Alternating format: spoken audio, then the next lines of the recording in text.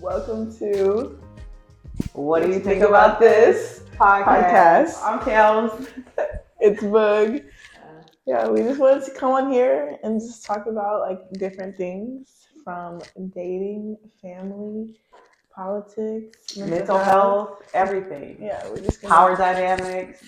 Give our little like 2 cents on things and like welcome you guys into our conversations. Yes, because we're gonna be sharing each other's experience and want to be like, so what do you think about this? Yeah. So today we're starting off with dark clouds. And you know, our examples are gonna be probably like date relating. But you know, it could be dark clouds, could be anything. It could be like people in your family, it could be friends that just every time you get around these people, they got something going on. It's like something happened. They got some traumatic event that just occurred. It's like, are we trying to get sympathy? Like, are you trying to get something? Like, what's the setup on this? What are we setting up for? That's what we want to know. Yep. So, should I start or you want to start? Well, I was going to start with asking you, like, what is your definition of a dark cloud? Like, how, when you, like, what are the signs or, like, things that you see and you're like, ooh, this is a dark cloud? Okay. So, my best example is recently, because I'm back on the dating scene. The girl is recently divorced, back out here trying to date and see what's what. I know a lot of people say that there's piss in the dating pool. You know, I don't know if I think that completely. Might be little sprinkles of pee here and there, but I ain't gonna say the whole dating pool is full of piss. But let me tell you, the struggle is real. So I think when I think about a dark cloud, I'm thinking like somebody just always got something going on. I just feel like we all got something going on anyway, all the time. But like when you use those experiences as like, I think a vehicle to create some type of sympathy vote, to get some like, what is it that I can do? You want me to make you dinner? Like to manipulate. Yeah, or to manipulate. Exactly. That's what I think a dark cloud is. Because I mean, we all go through stuff, but most of us, not most of us, some of us, we deal with it, we keep it to ourselves, we figure it out, we move on. Yeah. We don't go sharing. I would say that's probably my biggest sign is like if they're like really quick to always overshare or always be like, yeah, like this just happened. And like when you're dating someone, yes, I understand you want the other person to like be there for you and like be supportive and like that's what you're looking for. But it's just like you're always quick to always have something going on and you always need that sort of like, it's like, okay, look, are you trying to like manipulate me? Like you just want me to feel bad for you. Like, because I'm like, I want to know, but at the same time, it's like I'm a fixer. And so it's like, if I really don't have an answer for the issue that occurred, then I just kind of feel like, so I don't know. Some stuff I think is an overshare. Yeah. Like, especially when you start. Yeah, in the beginning. Like, that's like, okay, I don't want to know everything. Like, I want to know a little, but not too much. Yeah. Give me a little, but not too much. You're right. Because it is there, like, it does feel like it's being shared to manipulate. Yeah. So let me tell y'all what y'all think about this. Let's get into it. So what y'all think about this? Okay. Meet a guy. And just like right off the bat was like, this is love at first sight. I was like, oh, scary. But what do I do? I keep going. Even after the love at first sight, I should have known, you know? But I keep going because I just want to see the good in everybody. And first night I met this guy, he said that his mom had just passed away earlier this year. So I was like, oh man, I'm so sorry to hear that. And then it was like, the next time I talked to him, he was like, yeah, I found out my dad was diagnosed with cancer. I'm like, damn, you know, I'm already like, dang, your mom passed, you can't catch a break. You know, that's a very traumatic experience, right? So I was already definitely empathizing deeply with the traumatic experience that he was going through. So then he told me that his father was also recently diagnosed with cancer. And I was like, dang, you know, this is crazy. Then he doesn't live in our town, so he lives in a different state. And goes home and sends me a text. I was like, dang, you're not going to believe what happened. I'm supposed to come back out there on Friday, which I'm still coming, but I got to go to the doctor today because a horse kicked me in my kneecap. I'm like, dang, brother, this This is like the most like random thing. Yeah, kicked me. A horse was mad. The horse was mad because he was leaving. And he kicked him in his kneecap, like perfectly in the kneecap, shifted the kneecap. Sure shit, came back. He's limping. His knee's messed up. Then after that, let's say a couple weeks go by, found out his brother got killed. Didn't even know he had a brother, but the brother got killed. So there was a funeral. Again, you know, I'm just like, I'm a very empathetic person. So my heart's like, dang, like I just feel so bad for you and your dad. Y'all just experienced this loss. Now you're dealing with this loss. But what do I do? I kept just keep showing up. I was like, you know, I don't want to be that person that's like, I'm gonna bail on you too. Yeah, you know, like it's like you feel guilty. Like it's like I have to be the one person that's like there for them and like they're stable and it's like, but no, you don't. I don't. But you know what? What do? I keep going. So then he goes home again, and then he calls me and he's like, "Oh, you're never gonna believe what happened." I'm like, "What happened?" It was raining out here. I slipped and fell on the deck, broke my forearm. I said, "Send me a picture of the cast." Okay, at this point, I'm like, this is proof. Crazy. I need proof. He's like, "Well, it's not. I'm not really. You know, it's not mandatory." I'm like, "What do you mean?" It's not mandatory. Since when the cast ain't mandatory? So I was like, "All right." But you know what? Again, giving him the benefit of the doubt. So what do? I keep going. I just kept going because I'm like, a brother's down bad. Yeah, he's down bad. He needs somebody. And I was like, maybe I could be that ray of sunshine that's going to help him get through this. And then he's like, hey, again, he's like, you're not going to believe what happened. My aunt was on the way to the airport to go to the funeral of the brother. Right? And her husband suffered a stroke at the airport. I'm like, finally, you can't get a break. You can't get a break. So finally, I say, dang, you know, I'm thinking to myself, I'm like, but all along, I'm like, man, I'm really praying for you guys. I'm praying for your family, praying for you along the way. Right. And you're being supportive. You're trying, you know, as much as you can be. There's only so much you can do. I'm like, you know, I'm starting to get drained. Now my emotional tank is starting to deplete, you know. Right. And so then it was like, man, I was like, dang, what do I do? Do I just cut it off? Because I'm like, this is starting to get to be a bit much for me at this point, you know? So I was like, I finally said, look, you are the most unluckiest person I ever met in my life. Like, dang, you know, I felt so bad. Like, what would you have done? Well, I've had my own experience with dark clouds. And I don't know. I think initially it's definitely like I feel bad. I can help. I can fix it. Like I can be the light in this dark cloud. Yes. Because I'm such a you know, always smiling. Like an optimistic person. So I'm like, oh, like I can be there. I can be what you need. Yeah, exactly. But then it's just like some things you can't help. Like there's nothing you can do about it. Like there's nothing you can do, and then you start to feel guilty because like you're like, well, maybe I should leave because like we were talking about before, like the well, am I next? In this dark cloud situation, am I gonna be the next victim? I'm scared. I'm scared. Like the dark cloud experience. Yeah, like is it coming after me? Transferable? Yeah. Is it contagious? Because I don't want it. If it's contagious, I'm like, you know. Yeah, like I just. You like start telling your friends and your family about the situation, and my family's like, run. You know, like get out of there. But it's like still there's something that you're like, no, like it can get better because I can make it better. But or like they're a good person. Like, oh, you know, this is a really good person.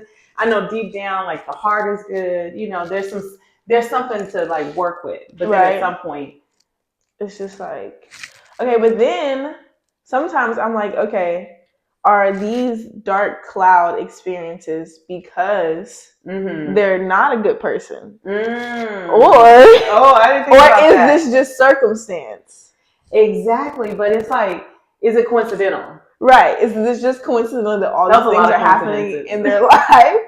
Well, so in my experience, I got far enough to the point with this person that like I realized it wasn't coincidental. It's just who you are. Yes, like it's like your bad karma, and it's like it comes back to you in different ways. And here I am just entering your life, so I'm just thinking like, oh, like you're just having a hard time, you're going through some hard things. But you're going through a rough when that's going on for like years, there's always something for years. Yeah. And then it's like in the end, I finally see like, oh, why those things were like happening to you, like it was your bad karma. And now I've spent all that time and all my energy trying to like be there and be this positive person, but in the end, like I'm more hurt by it. Yeah. So I think like definitely in the beginning, those are probably signs. Yeah. The early but signs. You know what? I think too, sometimes I'm like, is this a test from God to like show up, right? Be your best self, you know, with whoever you encounter. Always show up as your best self. Exactly. Always, you know, be that light that God wants us to be so that we can attract people to him. Like, so, you know, for me, it's like I always lead with that. Sometimes I'm like,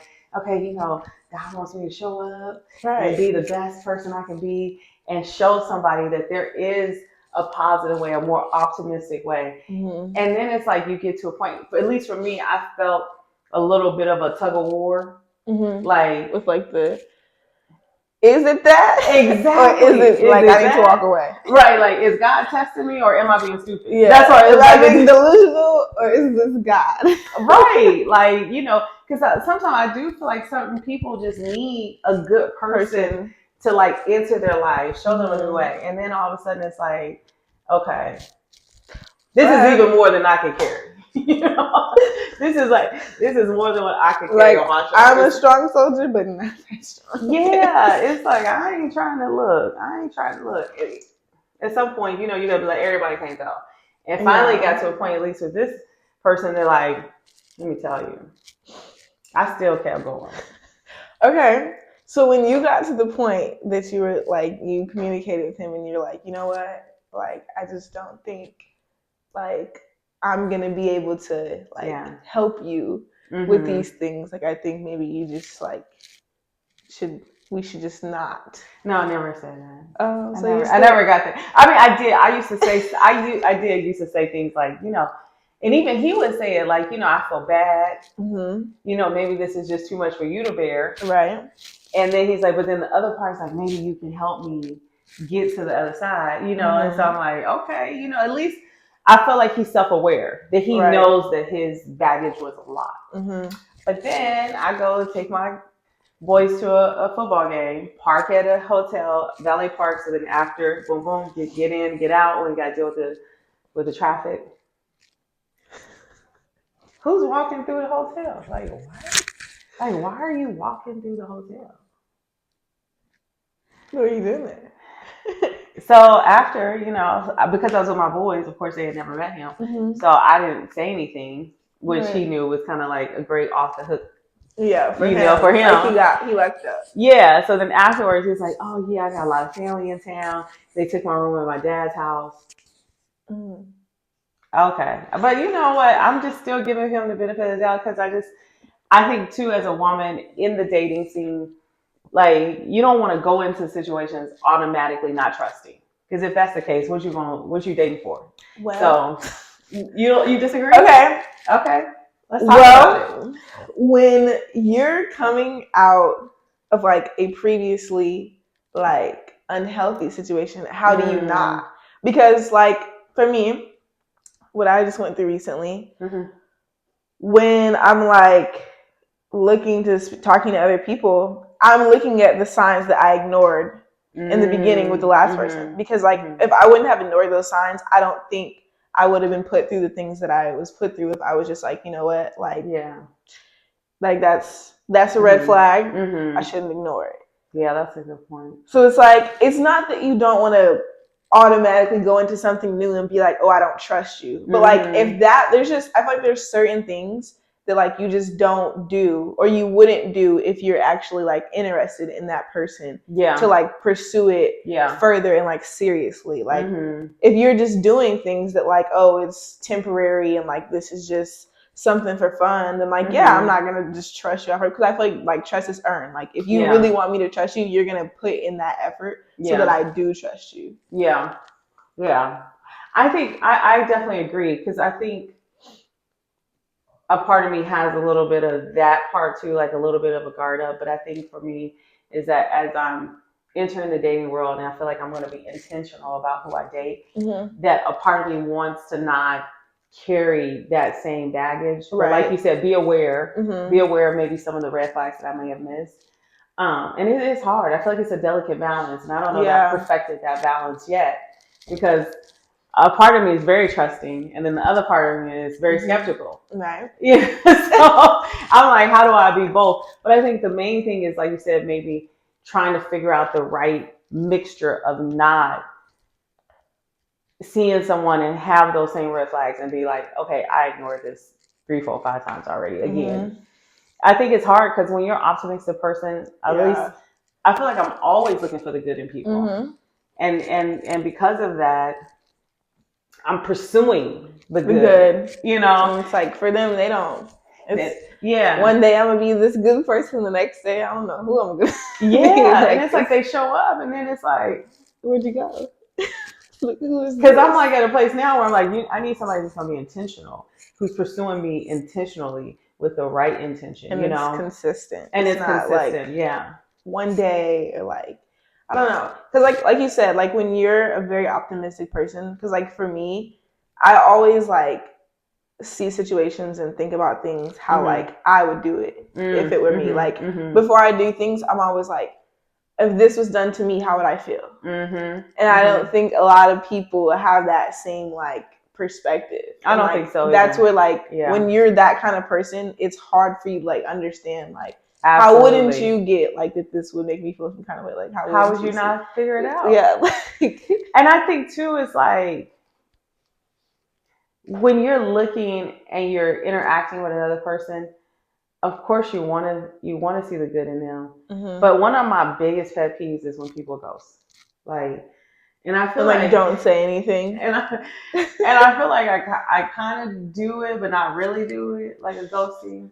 I'm more like lately I've decided, you know what, I'm just gonna say we're not compatible. Like after we talk, we interact. Like it's just I'm gonna lead with.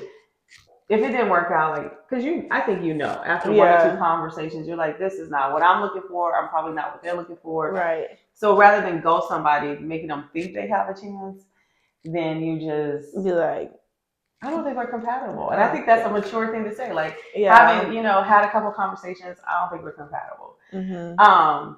But when you start, like, that was a trigger for me, girl. And you just said treating people how you want to be treated. Because somebody ghosted me, and I'm like, after talking for 2-3 months. Oh, no explanation? None. See, okay.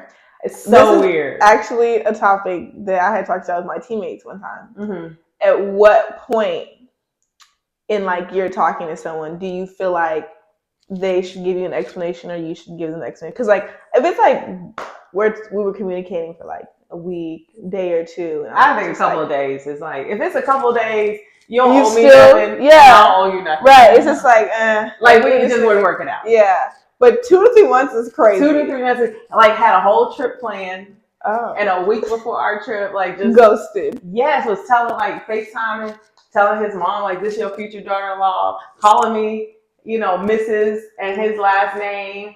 And then like all of a sudden it was like I ain't heard from him, like no explanation whatsoever. So I'm like reaching out, like what the heck's going on? Right. Blocked me. And I'm like, this is so weird. I wouldn't do that to somebody. I would at least have a conversation. The decency, right? Like let's bring it to closure, because if it ain't working, it ain't working.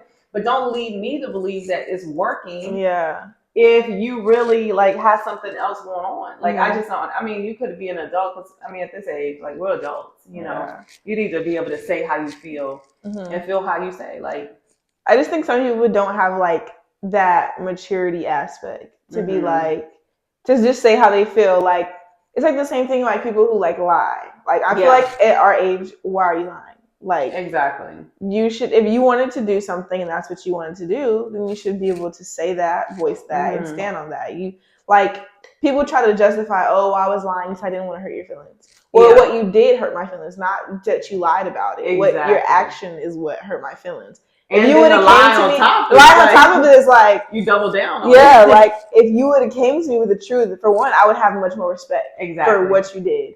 And for two, it's just like, then that gives me the opportunity to be like, well, do I want to forgive you, or do I just want to like, go on about it and just deuces.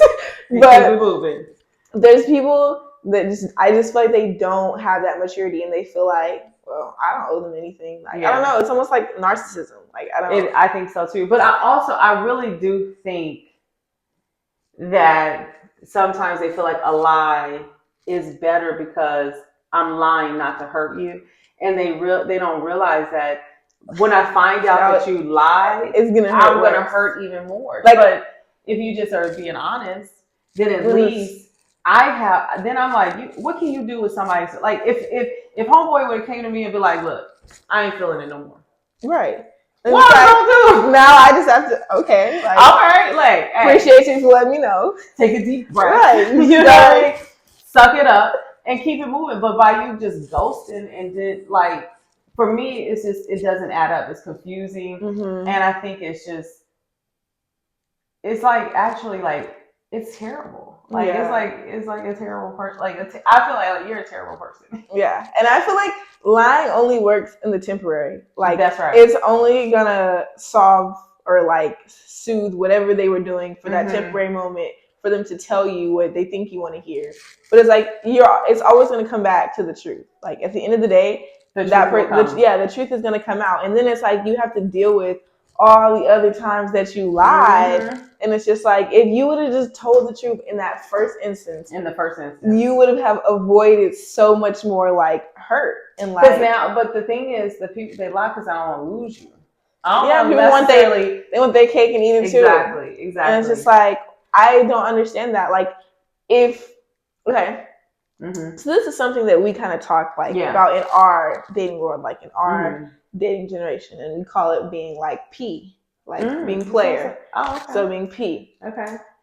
Player. Me, that's what we talk about. In my perspective, and like some of my other friends, we feel like it's more player if you can get away with, I'm telling you, I'm talking to this. Like, you're not the only person I'm talking to. Yeah. If that person still chooses that they want to deal with you, that's player. Like, you were honest. You told them the real. They still want to mess with you. You got it like that. You're player. You did that. Right. You did that. But there's some people who think it's so player to have all these different situations going on, but you're lying to each one of them, telling, oh, no, you're the only one. No. You're the only one. That's a terrible human being. That's what that is. That ain't player. You're you're a terrible person. You're lying. You're just lying, right? Yeah. And it's cool for right now, but then it's eventually going to catch up to you, because then this person's going to text this person and this person, and it's going to all come back together that you was talking to everybody at the same time. But if I just tell you straight up and you still choose to talk to me, because it happens, right? Some people are cool with that, and they're cool with those type of arrangements. Yeah, they are. And I'd much rather you give me a chance to make my own decision. I want to make an informed decision. Right. Sometimes you can meet somebody like, look, this is my situation. And I'm like, your situation is cool, but your situation is not for me. Right. Like, or you might meet somebody, you know what I'm saying, because they're newly single, right? So I might just be like, hey, okay, like, I don't have a lot of time either. So maybe your situation works for me. Right.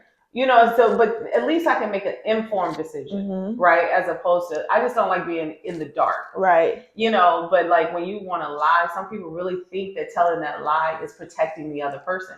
And it's like, but I don't think your protection. I don't think they actually believe that. No, I think they do. That's like their excuse. I think that they believe it. They really believe it. But it's like, in what aspect? It's self-serving.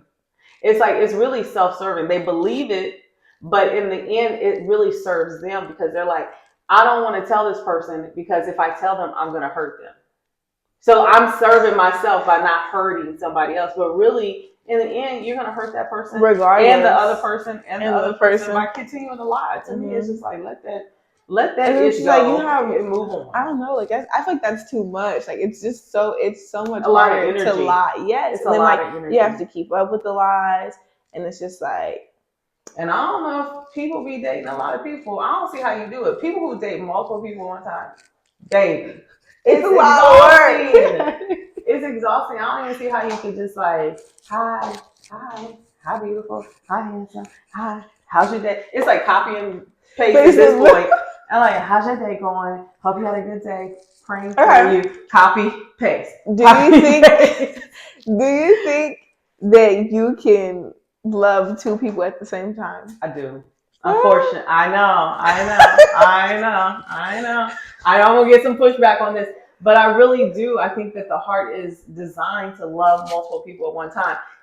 But romantically. Yes, I do think. But I mean, here's what I'm saying. I think the heart is designed to love multiple people at one time. So if that is true, you can't just say it's only designed to love platonic relationships, multiple platonic relationships at one time, because that's not necessarily the case. You're designed to love multiple people at one time. We have a choice whether or not we want to entertain multiple like romantic relationships at one time. Because if you know that you're wired to love more than one person at one time, why even indulge? Why engage? Like, why even go for the temptation to put yourself in that position to romantically? Because a lot of people have emotional affairs. Okay. Even if it's not physical, it's emotional. It's because you created that bond with somebody. So, okay. I'm trying to figure out my question. I had it, but I lost it. And then you lost it. So, yeah. Okay, I found it. Okay. At what point, you're like getting out of a situation. Say you felt like, in your eyes, in your opinion, that previous situation wasn't healthy for you. Yes. So you're confiding in someone else. Yes. And in other people. Yeah. And then that confidant becomes like you're now romantically interested in them, and you find yourself loving them. Do you think they actually love them, or it's projected feelings from their previous situation? Like people who move on fast.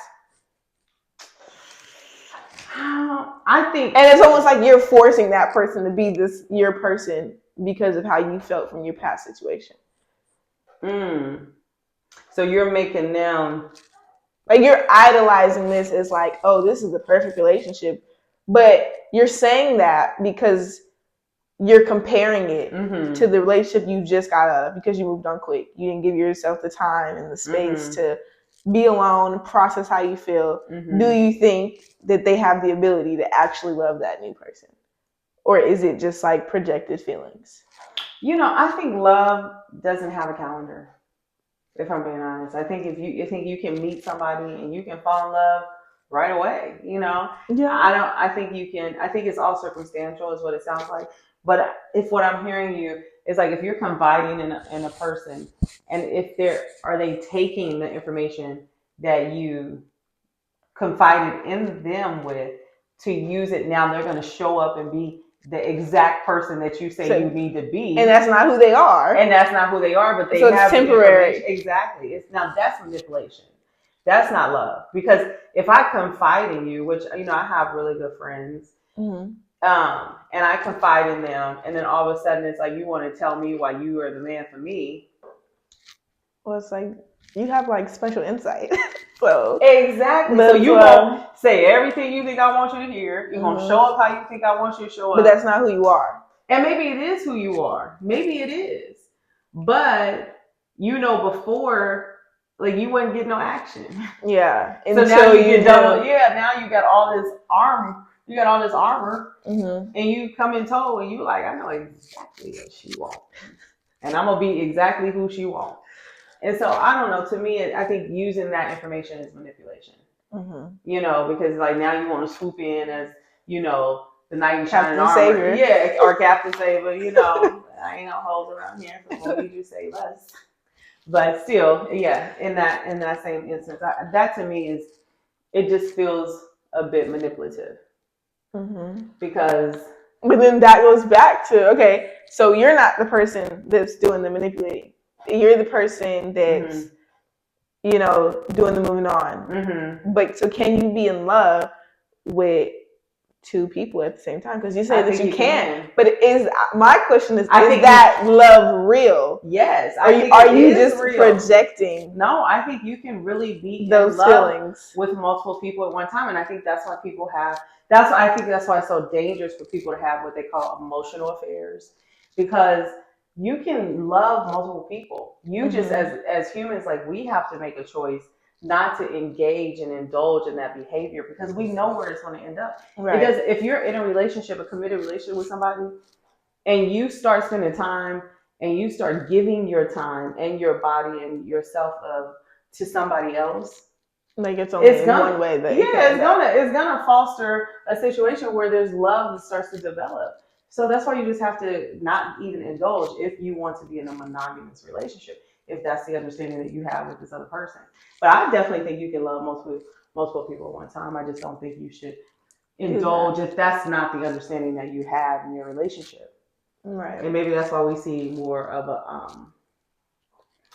I don't want to say like a splurge, but you see more not splurge, but a surge of open relationships and polyamorous relationships where people are just like, look at Neo. Look at what Neo said. He said, look, I'm going to be my true self now.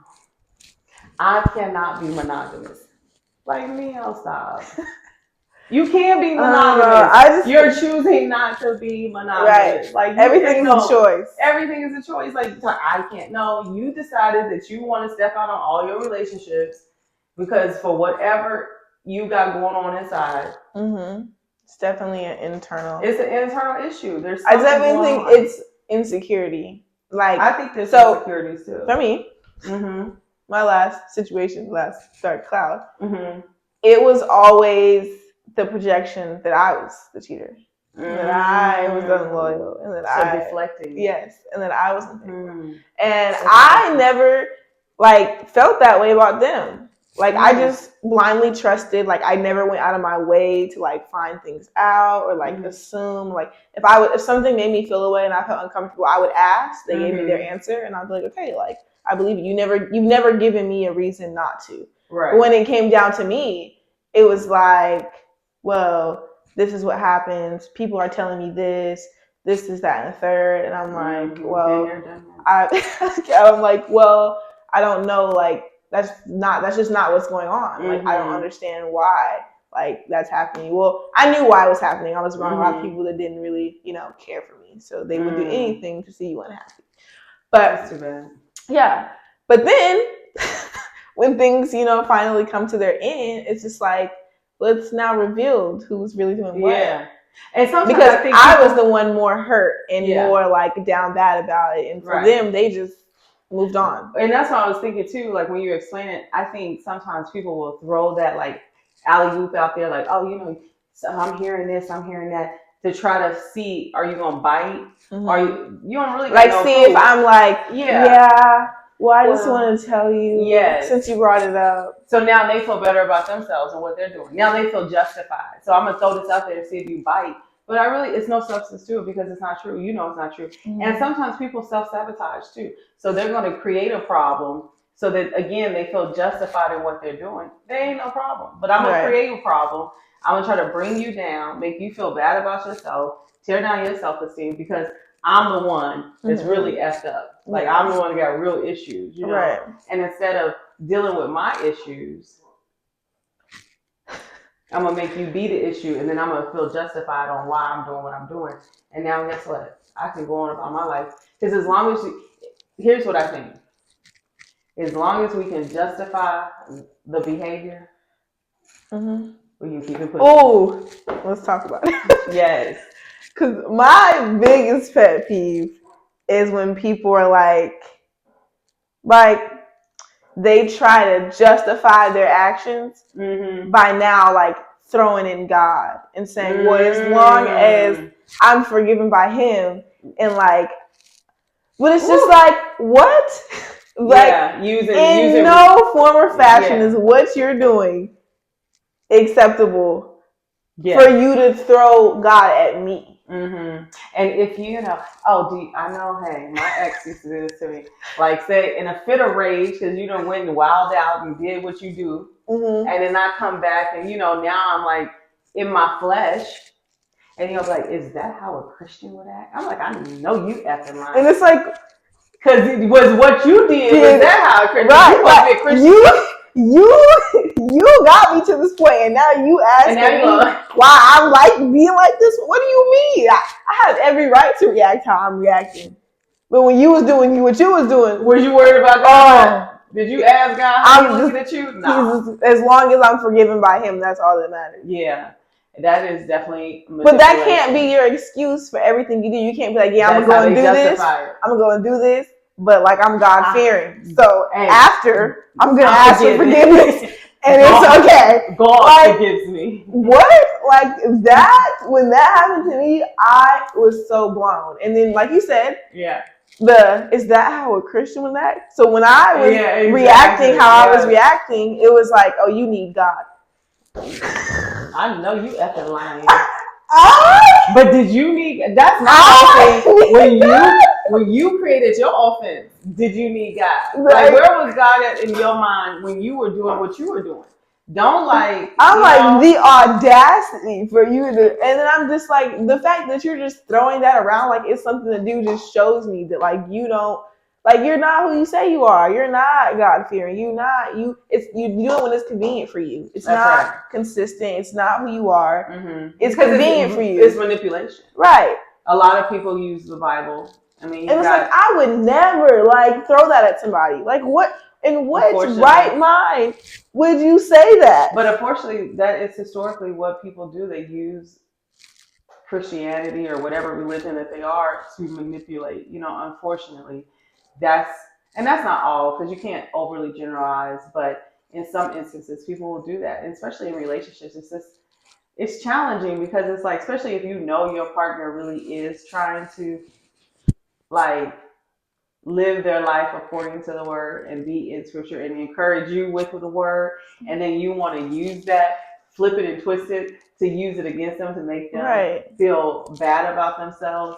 And like bad about a reaction you caused out of them. Like if you're missing if you didn't do this and this, then I wouldn't have even reacted how I'm reacting. I would not be losing my religion right now. Or like people who there's something wrong with them, like they're internally something wrong with them.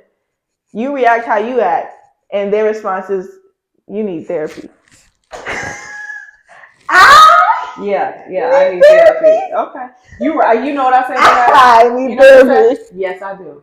Because I need somebody to help me not lose my mind on you. Because that's what I'm about to do. I'm about to actually lose my actual mind. Well, what my therapist told me is like, he's had seen it somewhere, and he was like, I'm in therapy because other people are not. I like that. That's good. That's good. Like good. I'm in therapy dealing with my stuff because everyone else isn't. That's good. That's good. That is good. That's good. And I was like, that's real, because that's basically what that statement is when someone's saying you need therapy. And I'm just like, I can name off a list of my concerns with you, but never would I ever say you need to go to therapy. Like just to your face like that. Like what? Like you want to fix does that? That's the thing. Now let's talk about that. That's another thing that is such a pet peeve. It's like you want to fix me because I'm vocal about the things I need to work on. Because I'm a self-reflecting, self-aware person, and I can vocalize. Okay, these are the things I need to work on. Oh, you need to go to therapy. Okay, got it. Well, what's your list of things that where are you gonna do? Because you're equally the problem. Like or when you gonna sign up for therapy? Like, where's your self-awareness? Where's your list of your thing of your? I don't want to call them flaws, but some are flaws, some are not. They're just things that you need to work on. But it's like if you want somebody to be transparent and open with you, you got to create a safe space, right, for people to talk about these issues so that we can communicate and maybe work on them together, but not work on them together, get outside help. Right. But my thing is, don't come and try to like double down on what I tell you. Because if I say like, hey, I got to work on my patience, right? Let's say that. And they throw it back at you. And be like, see, I told you it was impatient. It's like, whoa, like really? But what do you have to work on? Right. And so I just think for me, like that bothers me when people want to point out like, okay, this is what you do. Everything about you. But you're not. Now, if I say you need to get help, like if I say, oh, you need help, now you need to get therapy. I mean it, because I know what it looks like. Look, I know what it looks like when you need to get help. Yeah. But at the same time, but if I'm also in therapy, right? Like, yeah, if it's I'm more like yes. you've already taken self accountability. That's right. So I think the same thing like in my sport. Yeah. Like I'm cool with someone on the court holding me accountable as long as when it's them, they can take it. Yeah. And it's not, well, they're always right and they don't do anything wrong. Because then it's like, no, I'm not listening to you if you tell me I need to spring back on defense right now. No, because do you do it? So right. I'm not doing it. Yeah. And I'm not listening to you. But if you're someone that does it and someone who can take the criticism and you can be held accountable as well, then yeah, I have more respect when you tell me like, oh, you need to get back on defense. Well, yeah. Now I'm spring back because you can be held accountable. So it's like, you can't sit here and tell me, oh, you need help. You need therapy. You need to work on this. And then, what are you doing? Nothing. Ain't read a book to save their life. What are you doing? Ain't read a book, ain't listened to a podcast, ain't went to a therapist, ain't nothing. You ain't like, praying for real. The only time I probably told someone like to get help is because I was genuinely concerned. Yeah. Like I was genuinely concerned for their well-being. I was like, well, have you like reached out? Like, have you tried? Like, and I didn't feel like what I was doing was going to be enough. It was never you need to get some help. You crazy. Like it was never like that. Used it like that. Like you need some help. Like if we're being honest, because I think that I think what we're starting to do in this culture is normalize mental health and therapy and people dealing with things that don't necessarily have to do with your partner or your mate, Right. And even like the dark cloud that I'm talking about, all this stuff is going on around him, and I'm like, look, I think it's in your best interest to go to crisis counseling, someone that can help you process all these emotions, because I unfortunately am not equipped right with the proper tools to help you get through this many different situations. Like it's a lot to spring that on someone that is trying to get to know you and want to like care about you in a positive light, as opposed to like you need to talk to a professional, someone that can help you work through each situation individually, because now you just got a string of stuff like going on. Build up and then till eventually like explodes, and it's like that's not healthy for anyone. Yeah, and it happens. I think it goes back to like how we were saying, having dark clouds and you feeling like you need to be the person to save them. Yeah, but then it's like you didn't have it in you to get up and walk away on them. But then when they do it to you, after all that you've been through and all that you stayed for, all that you helped them through, I know you like. Then it's like, it's like for me that was very like excruciating. That was like, all the times I could have left and I just didn't because I cared about you enough to be expose you. Yeah, and then it's just like, but you did it. You didn't even look back. Didn't even think twice. You didn't even do a little check just to see if I was okay. They left you for dead. Like you in the middle of the ocean, ain't got no life. No life raft. They on the boat. Hey, they on the boat. They're on the boat. Get back the best way you know how. Or they're like, look, God. Yeah, his toughest battles on his strongest soldiers. And there's the God. And I'm like, literally in my emotions, drowning all by myself, and you ain't nowhere to be found. And it's like, how do you feel like a good person? How do you feel like? How do you live? Or honestly, I don't even know how you go on day by day. How about they come back and be like, but I know I'm a good person. Like according to who? Like where is what? it? Like my therapist told me, my counselor told me, I have to start seeing people for who they actually are and not living. So seeing people for the reality of who they are and not who I want them to be. Because that's how I did in my ex-relationship with my ex-husband. Like I wanted him to be this person. So I only saw him from this lens and I just ignored everything else because I'm like, no, I know that God is going to come save you. And I'm going to be right here by your side because I love you. Yeah. It didn't work. Yeah. 23 years of my life. Drains you. It drains Gone. you and then it's... Talking about a dark cloud. It was 23 years of it.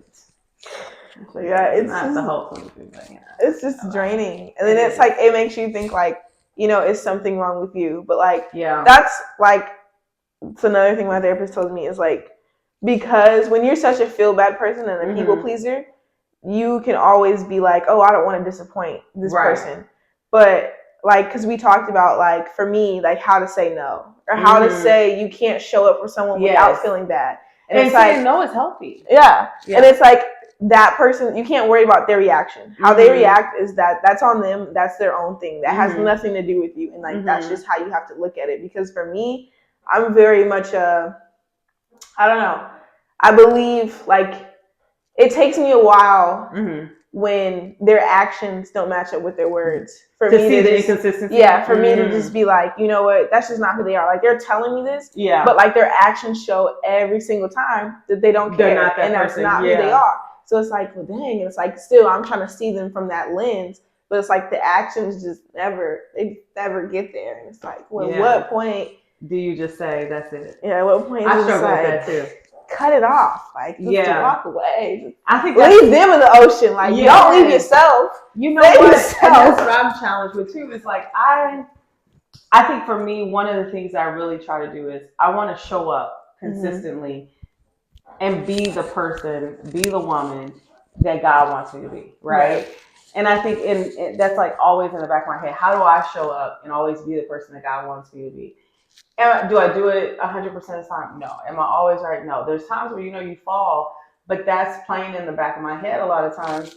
And so it's hard for me to like ghost people or cut people off because I feel bad. Like I start to internalize that, like, man, I don't want to hurt nobody. Yeah.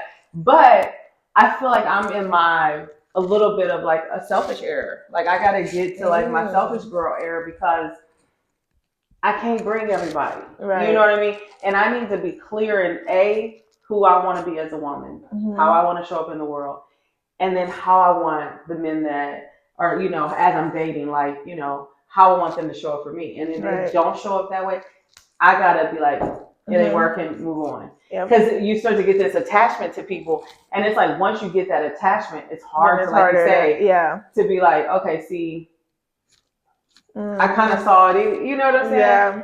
So for me now, it's like 1 or 2 conversations, 1 or 2 dates. I'm real quick with it now. Like, nope, didn't do it. That's what, like I talked about, therapists, is we established to like how to create boundaries and like how to like stand on them, like not feel bad. And it's like, you know what, I'm gonna start out like by giving someone 3 to 5. Like they have 3 to 5 opportunities. And if it's like, so many for me, girl. But that's a lot less than what I be giving people. So 1 or 2, I'm on 1, 2. Like one conversation. More so like 3 to 5 instances that like I guess like don't throw me off. Yeah, like don't align. Because like especially when you're starting out, like someone's not gonna be like, people have to learn you and you have to learn them. But through the core, I think people are who they are to their core. Well, yeah. So you have 3 to 5 times to show me. Okay, for instance, I talked to a dude. He told me he got 4 baby mamas. That's one conversation for me. And I think, and I want to empower everybody to have as many kids as they want to have by as many people they want to have it by. It's not going to be suitable for me because I don't want to deal with the BS. Right. And all the kids are adults except for one, but still, it's like, it's too much. Yeah. And that's one conversation. So I learned that in the first conversation. I don't want to have no more conversations. I really don't. Yeah, that's more like I would say that's more like a but I feel bad because I'm like, I don't want to discount deal breaker. Somebody. Yeah, maybe that's more like a deal breaker. It's a deal breaker. That's right. Yeah.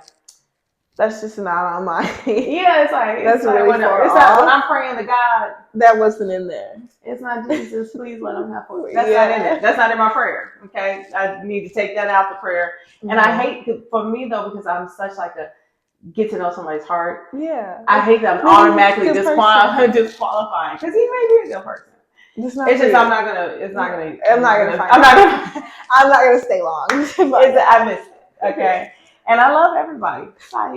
But definitely, I want to be a beam of light, right? Right. But at the same time, I'm just like, I got to be honest with myself. 4 kids, 4 baby moms. I don't even have 4 kids. Okay. Right.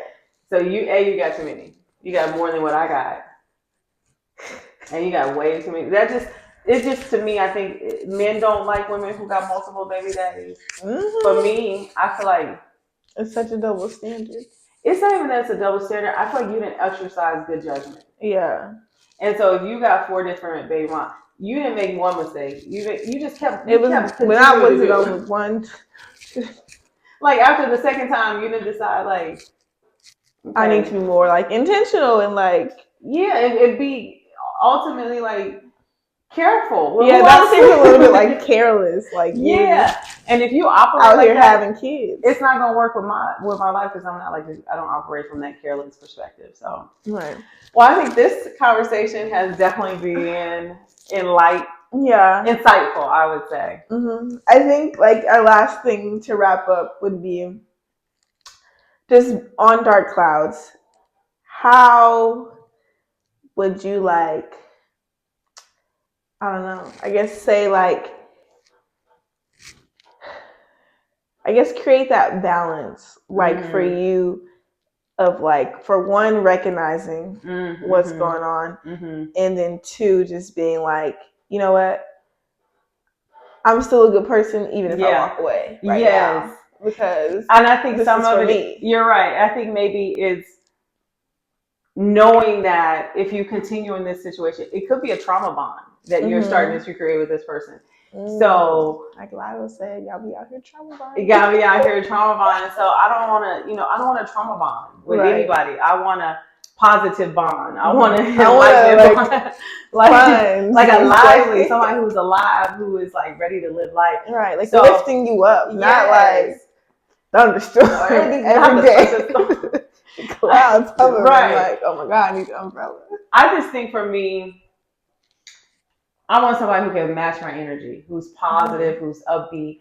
And then what I find is the people that are most confident in who they are, either like in their life and who they are as a person, they have no problem lifting you up as a potential mate. Like they're like, you're this, you're right. And they want to bring you up. And I think that's what I'm looking for. Someone who I can pour into and they can pour into me. But in those dark cloud situations where you interact with people who are just like dark clouds, a lot of things going on, they're depleting us. They're taking away. They're pulling you down. So I think recognizing that early on, like, is this person pouring into me, or are they taking out of me? Yeah. And once you have that, I think you can, if you can recognize that early on, then it's a good way to be able to have that conversation and be like, you know what?